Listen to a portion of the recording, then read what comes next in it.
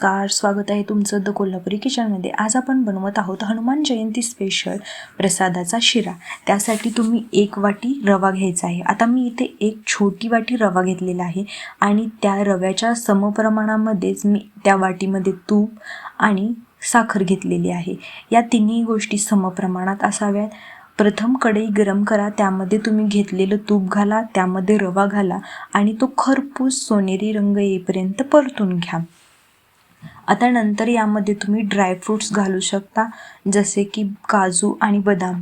ते दोन्ही खरपूस भाजून झाले की त्यामध्ये तुम्ही कापलेलं केळ घाला आणि ते छान असं परतून घ्या। ते परतत राहायचं आहे।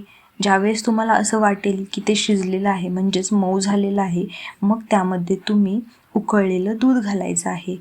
आता या दुधाला उकळी आल्यानंतर तुम्ही त्यावरती झाकण ठेवायचं आहे, म्हणजे तुम्ही बनवलेला शिऱ्याला छान अशी वाफ भेटेल।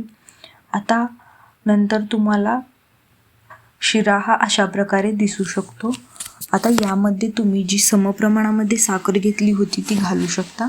साखर घालून बनवलेला शिरा हा परतत राहायचा आहे। त्याच्यामध्ये साखर एकदम अशी मिक्स झाली पाहिजे। ज्यावेळेस साखर पूर्ण विरघळून जाईल तेव्हा त्यानंतर तुम्ही त्यामध्ये वेलची पूड घालायची आहे आणि वेलची पूड घालून झाल्यानंतर आपला प्रसादाचा शिरा हा तयार आहे। यामध्ये तुम्ही तुळशीची पानंसुद्धा घालू शकता। तुम्ही बघू शकता इथे कशा प्रकारे हा शिरा दिसत आहे। एकदम छान असं त्याला तूप सुटलेलं आहे। अशाच सोप्या रेसिपीसाठी चॅनलला सबस्क्राईब करायला विसरू नका। धन्यवाद।